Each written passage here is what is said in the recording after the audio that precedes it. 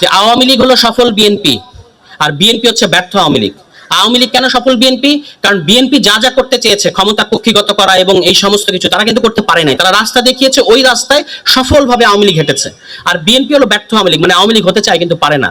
ফলে এই যে সফল বিএনপি তথা আওয়ামী লীগের পরিণতি আপনারা দেখতে পাচ্ছেন। আপনারা ব্যর্থ আওয়ামী লীগ তথা বিএনপি, আপনাদের কি হবে আমরা কিন্তু বলতে পারি না। আমরা শুধু আল্লাহর কাছে এই আরজ জানাতে পারি যে আপনাদের যেন আল্লাহ পাক দ্রুততম সময় হেদায়েত দেয় এবং হুশ দেয়, তাতে করে আপনার বাংলা। খুব ইম্পর্টেন্ট যে সংবিধান নিজের সম্পর্কে কি বলে। সংবিধান নিজের সম্পর্কে সুপ্রিম কথাটা ব্যবহার করে। আচ্ছা, এবার আমি দেখলাম যে জাতীয় সংসদের যে অনুচ্ছেদটা আছে 65, সেখানে কি বলা আছে? জাতীয় সংসদ নিজের ব্যাপারে কি বলে? জাতীয় সংসদ নিজের ব্যাপারে বলছে যে এই সংবিধানের বিধানাবলীর সাপেক্ষে আইন প্রণয়নের দায়ভার বা আইন প্রণয়নের ক্ষমতা ন্যস্ত থাকবে সংসদের উপর। এই সংবিধানের বিধানাবলীর সাপেক্ষে, মানে আন্ডার দিস কনস্টিটিউশন, সংসদ আইন প্রণয়ন করবে, এই ক্ষমতা তার কাছে আছে এবং এই ক্ষমতাটা সে প্রয়োগ করতে পারবে এই সংবিধানের অধীনে, এই সংবিধানের বাইরে গিয়ে না। এ কারণেই বিভিন্ন সময় আপনি দেখবেন যে এই যে গতকাল হাইকোর্ট একটা রায় দিল যে সুপ্রিম কোর্ট সচিবালয় প্রতিষ্ঠা করতে হবে এবং সংবিধানের একটা অনুচ্ছেদকে তারা অসাংবিধানিক বলেছে। বিভিন্ন সময় আপনি দেখবেন যে আমাদের আদালত কিন্তু হাইকোর্ট, সুপ্রিম কোর্টের আমাদের সংসদের বিভিন্ন সংশোধনীর কে অসাংবিধানিক ঘোষণা করে। পঞ্চম সংশোধনী, চতুর্থ সংশোধনী, পঞ্চম সংশোধনী, অষ্টম সংশোধনী, ত্রয়োদশ সংশোধনী, পঞ্চদশ সংশোধনী, ষোড়শ সংশোধনী, অভাব নাই। যত সংশোধনী তার প্রায় কাছাকাছি হলো সংশোধনী বাতিল কিংবা অসাংবিধানিক ঘোষণা করা। তাহলে আমার খুব সিম্পল প্রশ্ন, আমি তো স্যারের মতো জ্ঞানী না, আমি স্যারের ছাত্র, তো যদিও ক্লাস করার সুযোগ হয় না, তো স্যারের কাছে আমার একটা সাধারণ প্রশ্ন যে যে প্রতিষ্ঠান সার্বভৌম অর্থাৎ সংসদ, সেই প্রতিষ্ঠানের সংশোধনী কিভাবে আরেকটা প্রতিষ্ঠান বাতিল করে দিতে পারে? কোন ক্ষমতার বলে? যদি আপনি সভরেন হন, ওই আপনার সংসদ যদি সার্বভৌম হয়, তার আইন, তার সংশোধনীতে তো কেউ হাত দিতে পারবে না।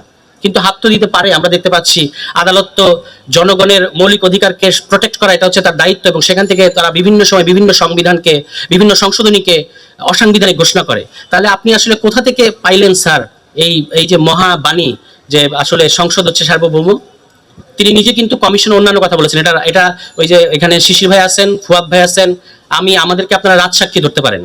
উনি কমিশনে কি বলেছেন, আমাদেরকে যদি কোনোদিন রাজসাক্ষী হিসেবে ধরা হয়, আমরা নিজের কানে শুনেছি আর আপনারা তো দেখতেই পাচ্ছেন যে উনি তখন বলেছেন গণভোট হচ্ছে সার্বভৌম, আর এখন তখন বলেছেন যে গণভোটের রায় চূড়ান্ত, সংসদ এটা মানতে বাধ্য থাকবে। এটা হলো তার কমিশনের আলাপ।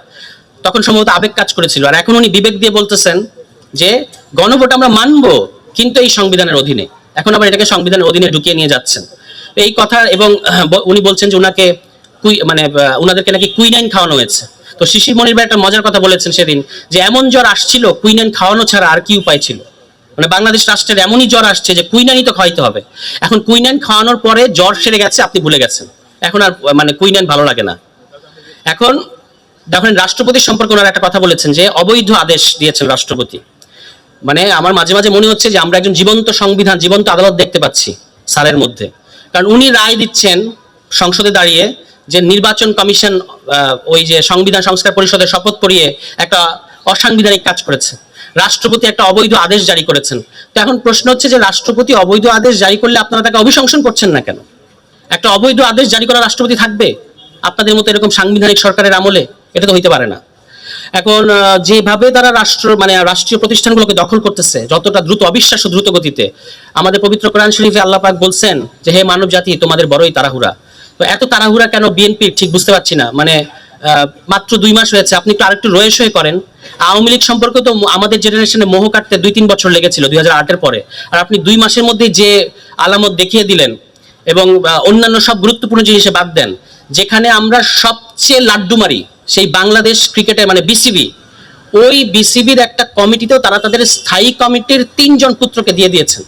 3 স্থায়ী কমিটির 3 হেভিওয়েট মেম্বারের পুত্র হচ্ছে এখন বিসিবির কমিটিতে। আপনি অন্যান্য জিনিস বাদ দেন, অন্যান্য রাষ্ট্রীয় প্রতিষ্ঠান তারা কি করবে সেটা তো পরে। বিসিবিতেই তারা ওই সালাউদ্দিন আহমদের সন্তান, মির্জা আব্বাসের সন্তান এবং আমির খসরু সাহেবের সন্তান, 3 জনের সন্তানকে কিন্তু আমরা ওখানে দেখতে পাচ্ছি। এবং এটা নিয়ে প্রশ্ন করার পরে উনি বলছেন যে না, আমরা বাপের দোয়া খুলি নাই।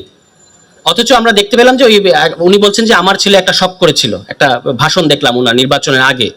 তো এভাবে বাপের দোয়া, মায়ের দোয়া, আর পাশাপাশি হচ্ছে আপনার বিভিন্ন সংসদ সদস্যের স্ত্রী, ছেলে, মেয়ে, এই ধরনের লোক দিয়ে আমরা দেখতে পাচ্ছি যে একটা পুরোপুরি পরিবারকরণ করা হচ্ছে। তো বিসিবি কে তারা বানিয়ে ফেলেছে পিসিবি, পারিবারিক ক্রিকেট বোর্ড। এখন এইভাবেই তারা সমস্ত রাষ্ট্রীয় প্রতিষ্ঠান চালাবে তাদের। অথচ এই যে সুপ্রিম কোর্ট গতকালকে অ্যাটর্নি জেনারেল বললেন যে তারা হচ্ছে কি করবেন, হাইকোর্টের যে রায়টা, তো সুপ্রিম কোর্টের আলাদা সচিবালয় করতে হবে, এই হাইকোর্টের রায়ের বিরুদ্ধে আপিল বিভাগে যাবে। অথচ তাদের নিজস্ব 31 দফা, সেই 31 দফার মধ্যে তারা বলেছেন যে সুপ্রিম কোর্টের সচিবালয় প্রতিষ্ঠা করা হবে, অধস্তন আদালতের নিয়ন্ত্রণ সুপ্রিম কোর্টের হাতে দিয়ে দেওয়া হবে। এটা তাদের নির্বাচনী ইশতেহারের মধ্যেও আছে, এটা জুলাই সনদেও আছে, তাদের সেখানে নোট অফ ডিসেন্ট নাই। জুলাই সনদের ব্যাপারে কিন্তু তাদের বক্তব্য হচ্ছে তারা এটা অক্ষরে অক্ষরে বাস্তবায়ন করবে, কিন্তু ইতিমধ্যেই কয়েকটা ধারা তারা ভায়োলেট করে ফেলেছে। তো এখন জুলাই সনদও তারা নিজেদের মতো করে ব্যাখ্যা করবে কিংবা বাস্তবায়ন করবে, এটা বোঝা যাচ্ছে। একটা অদ্ভুত জিনিস ইদানিং আমি লক্ষ্য করছি, এটা বলি শেষ করি। বিভিন্ন প্রোগ্রামে তো বিএনপি সংশ্লিষ্ট ব্যক্তিবর্গের সাথে, মানে নির্দলীয় বিএনপি, নিরপেক্ষ বিএনপি, দলীয় বিএনপি, বিভিন্ন ধরনের যে বিএনপি আছে সবার সাথে বিভিন্ন প্রোগ্রামে দেখা হচ্ছে। তো সেখানে গিয়ে দেখি সবার হাতে জুলাই সনদ। তা আমি একটু অবাক হলাম যে বিএনপি ওই কমিশনে লন্ডন মিটিং, এটা খেয়াল করবেন, লন্ডনে যে মিটিংটা হয়েছে ঐতিহাসিক মিটিং, ওই ট্রফি নিয়ে একটা মন্তব্য করছেন না স্থানীয় সরকার প্রতিমন্ত্রী, ওটা কিন্তু তিনি এই অধমের একটা বক্তব্যের রেসপন্স করছেন পার্লামেন্টে, যে এনসিপির এক নেতা বলেছেন ট্রফি নাকি আমরা নিয়ে গেছি। আসলে তো আমরা নেই নাই, ডক্টর ইউনূস ট্রফি দিয়ে এসেছেন লন্ডনে, দিয়ে এসে নির্বাচনে তারিখ নিয়ে এসেছেন, মানে আগে ট্রফি দিয়ে আসছেন তারপর খেলার তারিখ নিয়েছেন। মানে কথাটা তো এরকমই দাঁড়ায়। উনি বলতে গিয়ে যে আরো কোন মানে প্যাচের মধ্যে ফেললেন, এই যে সবাই বলছে ম্যানেজড ইলেকশন। তো এই লন্ডন মিটিং এর আগ পর্যন্ত কমিশনের প্রত্যেকটা প্রগ্রেসিভ সংস্কার প্রস্তাবের বিরোধিতা করেছে বিএনপি। আর লন্ডন মিটিংটা যখন হয়ে গেল, যখন যৌথ স্টেটমেন্ট দিল সরকার, এটাও একটা নজিরবিহীন ব্যাপার যে একটা সরকার এবং একটা দল আরেক দেশে গিয়ে এই দেশের সম্পর্কে একটা যৌথ স্টেটমেন্ট দিচ্ছে। এনিওয়ে, তো সেই লন্ডন মিটিং এর পর থেকে বিএনপি কিছু কিছু সংস্কার মানা শুরু করেছে কমিশনে, মানে যেটা তারা মানে সেখানে আবার বলে আলোচনা সাপেক্ষে, মানে একটু একটু কিছু একটা করে রাখতে হবে তাদেরকে। তো এইটার পরবর্তীতে হচ্ছে এখন তারা যখন মানলো, মানতে চায় না, এখন হলো জুলাই সনদ হইলো, গণভোট হইলো, সবই তারা মানছে। এখন যখন গণভোট হয়ে গেছে, তাদের মূল উদ্দেশ্য হচ্ছে গণভোটকে তারা মানবে না। গণভোট না মানার জন্য তো একটা ঢাল ব্যবহার করতে হবে, সেই ঢালটা হলো জুলাই সনদ। আলটিমেটলি জুলাই সনদে কিন্তু তারা মানবে না, জুলাই সনদ তারা বাস্তবায়ন করবে না। কিন্তু আপনি দেখবেন তারা অক্ষরে অক্ষরে জুলাই সনদ বাস্তবায়নের কথা করার কথা বলে, কিন্তু গণভোটের নামটাও নেয় না। মানে গণভোট বলতে একটা কিছু হয়েছে, আমার ধারণা এটা তাদের মাঝে মাঝে দুঃস্বপ্নে রাতে ঘুম ভেঙে যায় যে গণভোট বলতে একটা কিছু হয়ে গেছে। অনেক সময় হয় না যে ঘুম ভেঙে আমরা একটা খুব মানে একটা কেমন অস্থির হয়ে যায়, তাদের ওরকম একটা অবস্থা কাজ করে। তারা গণভোট মানতে চায় না, আদেশ নিয়ে পড়ে আছে। দেখবেন এই তারা বলেছে যে আমরা এগুলো নিয়ে আদালতে যাব না, এখন বলছে আদালত সিদ্ধান্ত নেবে আদেশের ব্যাপারে। এখন আদেশটাকে তারা প্রধান করে তুলছে, কিন্তু আদেশ তো প্রধান না, আদেশটা ছিল সিঁড়ি। মূল ব্যাপার হলো গণভোট। এই গণভোটের ব্যাপারে তাদের, আমি সেদিন বললাম যে 3 জিয়ার 3 গণভোট।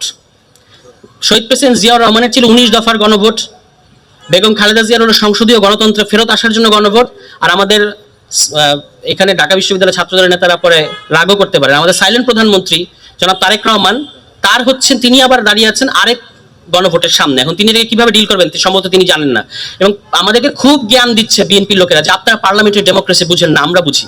তো আমরা দেখতে পাচ্ছি যে পার্লামেন্টারি ডেমোক্রেসিতে বিএনপি সত্যি সত্যি কিছু অভিনব জিনিস ইন্ট্রোডিউস করছে। যেমন সংসদ নেতা উপস্থিত থাকা অবস্থায় স্যার বলছেন, মানে স্যার সালাউদ্দিন আহমেদ বলছেন ইয়েস আমি সংসদ নেতার পক্ষে বলছি, আমার পরে উনি বললে বলবেন, মানে ব্যাপারটা এরকম।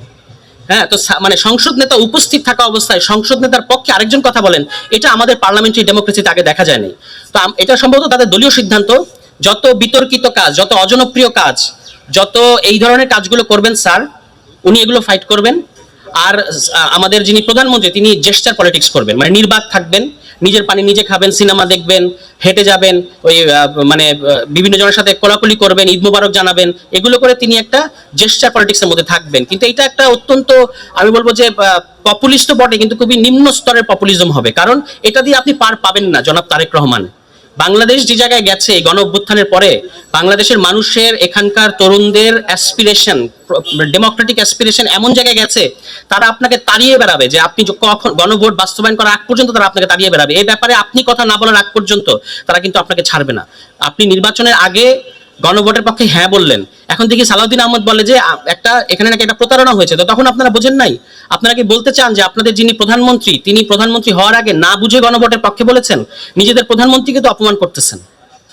তখন বললেন যে তখন এত প্রশ্ন কেউ তারা কিন্তু তোলে নাই, যে এই প্রশ্নের মধ্যে সমস্যা। তারপরে যে আরেকজন ব্যারিস্টার সাহেব আছেন ব্যারিস্টার পার্থ, অত্যন্ত জ্ঞানী মানুষ, তিনি 1 বছর আগে দেখলাম বললেন যে জনগণ একদিন এই সংবিধান ছুঁড়ে ফেলে দেবে। এখন তিনি বলতেছেন জনগণ ছুঁড়ে ফেলে দিলে নাকি, এটা বললে নাকি এটা পরাজয়ের গ্লানি মনে আসে। তো আমি একটা শোতে বললাম, আমাকে বলতেছে যে আমি বললাম বেগম খালেদা জিয়াও তো বলেছে, পার্থও তো বলেছে সংবিধান ছুঁড়ে ফেলার কথা, কারণ না ওনারা রূপক অর্থে বলেছেন। তা আমি বললাম যে আমরা কি বলেছি এইভাবে ছুঁড়ে ফেলে দিব? আপনারা তো আক্ষরিকভাবে বলেন। তা আমি বললাম যে আমরা আক্ষরিকভাবে বলি মানে কি আমরা সংবিধানকে এইভাবে ফেলে দিব? আপনি কি এটা মনে করেন যখন আমরা বলি যে সংবিধান ছুঁড়ে ফেলে দেওয়া হবে তখন কি আমরা সংবিধানটা হাতে নিয়ে এইভাবে করে ফেলে দিব? মানে ওনাদের আমাদের সম্পর্কে ধারণা এটাই, ওনারা বললে রূপক আর আমরা বললে আক্ষরিক অর্থে। এখন আক্ষরিক অর্থে হোক আর রূপক অর্থেই হোক, আপনাদেরকে মনে করিয়ে দিতে চাই, আইয়ুব যখন এখানে একটা সামরিক স্বৈরাচার, আইয়ুব যখন একটা অগণতান্ত্রিক স্বৈরাচারী সংবিধান প্রণয়ন করেছিল 62 সালে, যেটার কোনো পলিটিক্যাল লেজিটিমেসি ছিল না, তখন এখানকার ছাত্র সমাজ, এই ঢাকা বিশ্ববিদ্যালয়ের ছাত্ররা ওই সংবিধান পুড়িয়ে দিয়েছিল। বাংলাদেশকে সেদিকে যদি নিয়ে যেতে না চান তাহলে সংস্কার না সংশোধনী, দফার মধ্যে লিখে রেখেছেন সংস্কার, এখন বলেন সংস্কার বলতে কিছু নাই। স্যারের যে কত জ্ঞান! ফলে ভালোই ভালোই যদি জনগণের অধীনে না থাকেন, যদি সংসদীয় স্বৈরতন্ত্র কায়েম করতে না চান এবং যদি গণতান্ত্রিকভাবে জনগণের ম্যান্ডেট না মেনে দেন, তাহলে আমি গতকালকে একটা আলোচনায় বলেছি, এটাই আমার শেষ কথা, যে আওয়ামী লীগ হলো সফল বিএনপি আর বিএনপি হচ্ছে ব্যর্থ আওয়ামী লীগ। আওয়ামী লীগ কেন সফল বিএনপি? কারণ বিএনপি যা যা করতে চেয়েছে, ক্ষমতা কক্ষিগত করা এবং এই সমস্ত কিছু, তারা কিন্তু করতে পারে নাই। তারা রাস্তা দেখিয়েছে, ওই রাস্তায় সফলভাবে আওয়ামী লীগ হেঁটেছে। আর বিএনপি হলো ব্যর্থ আওয়ামী লীগ, মানে আওয়ামী লীগ হতে চায় কিন্তু পারে না।